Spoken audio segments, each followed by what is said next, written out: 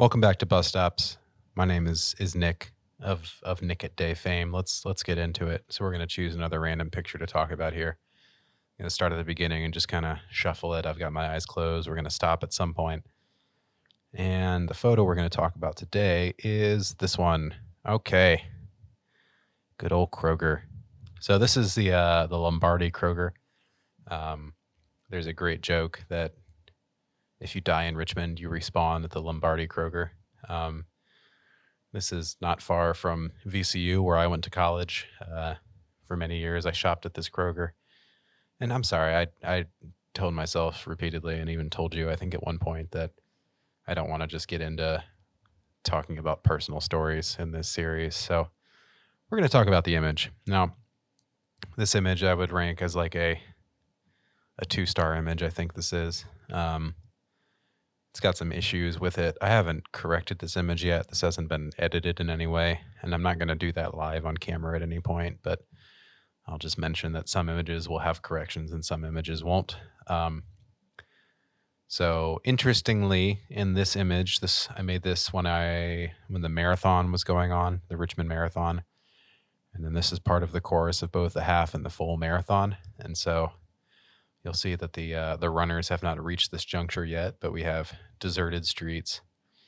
We have barriers that are visible. And so I wanted a good mix of I was out. It was a good day to photograph just because there was nobody on the course when the runners weren't there. And so there were largely empty streets, and I thought that was a good opportunity to photograph what would otherwise be a busy road with no cars on it.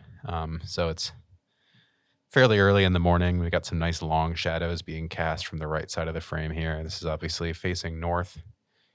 The eastern rising sun is on our right.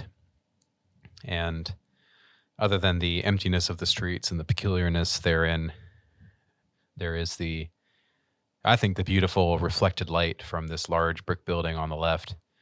The sun illuminates this face, the Kroger face. And so if y'all remember The Dress, like capital T, capital D, The Dress, and there was that whole joke about whether or not something appears, what is it, white and gold or blue and black. So we have a somewhat similar phenomenon going on here. I'm sorry. I'm not really that sorry, but interestingly, so as you may know from at least looking at the pharmacy sign there, Kroger is like a kind of a royal blue, kind of a rich blue, not quite the shade of this sky, maybe a little bit darker. You're getting close to it here, but that's almost a little bit more purple, I think, than the Kroger logo is. But I don't I don't know if this is blue or not, to be quite honest with you, or white.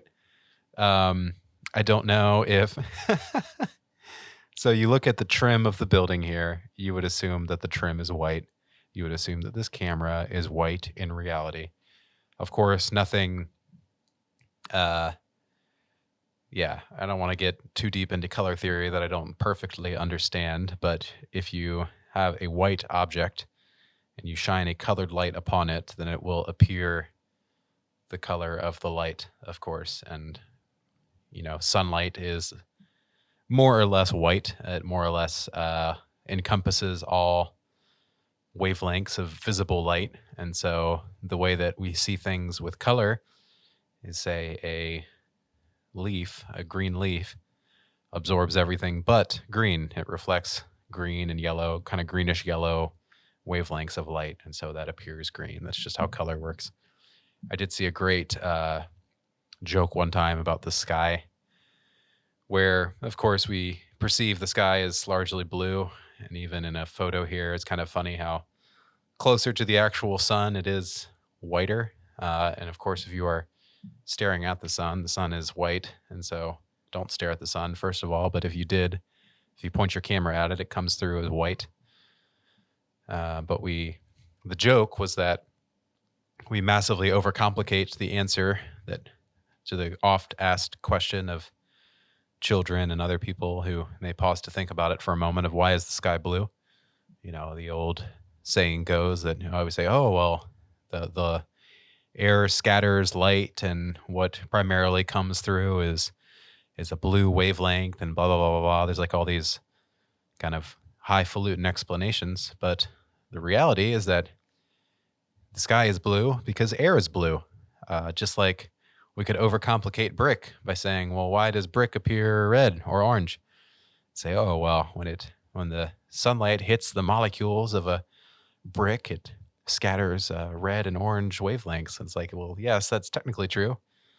The same thing is true of the sky. The sky is blue because air is blue. Lovely. So in any case, I got a little bit tangential here, but like the trim of this roof is probably white. The camera almost certainly white. So I would think maybe this sign is also white, but I know that virtually I don't know if it's sun bleached. Like I said, the pharmacy sign here is blue, but also that trim sort of looks white. And so I don't know if this Kroger sign is sun bleached or if that's like a secondary brand color of like a kind of a golden or light blue. But something begins to happen on this side of the frame because of that strong reflected orange red light due to the brick. And then that Kroger thing starts to look a bit odd to me the longer I look at it. So maybe I've explained it well enough that you can start to see it too. But in any case, yeah, that was kind of the thinking behind this particular image. Was I was enjoying the chasm that sort of appears between these two buildings, and it's uninterrupted by any cars. You know, it's a bit unusual that you would see no cars on this particular road at almost any time of day. This is a busy intersection, and so I was enjoying the absence of any cars, but as a corollary to that, I was also enjoying the reflected light between those two things. Like even this surface right here is rich and beautiful, and like just the gradation from the darkest shadows there up through this section. I mean, you could just take basically a sliver of from there to there from this face and just kind of, it's a very lovely gradient of color right there. So like I said, there's a few things I do to tweak this photo. I don't think I've edited this one yet. And so the structure of what I'd essentially talk about is the same, regardless if there's a batch of edits that have been applied to these pictures or not. And in an ideal world, I'd be talking about prints. I'd be pointing with my fingers and handling a piece of paper. But just based on the number of images in this series, practicality demands that I talk about the digital image for the time being. We do see a very distant figure here. Looks like a yellow jacketed. We see some maybe either police or race officials right there. I'm guessing police. We see one small figure right there. So very distant figures in this particular image. But that is this picture here. Thank you for listening to me talk about this picture at a bus stop.